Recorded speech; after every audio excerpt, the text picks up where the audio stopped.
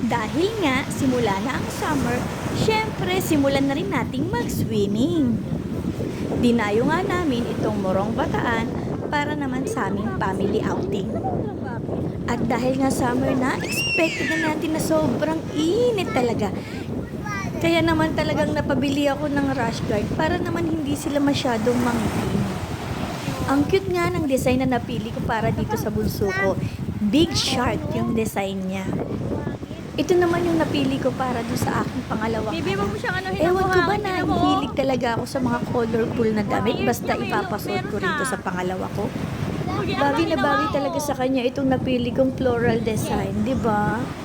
Bumili nga din ako ng inflatable vest, tapos syempre binilhan ko na rin sila ng laruan para naman ma-enjoy nila yung paglalaro sa sand. Masarap talaga sa pakiramdam yung makita natin nag-i-enjoy yung ating mga anak.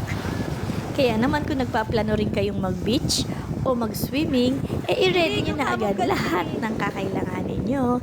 Enjoy!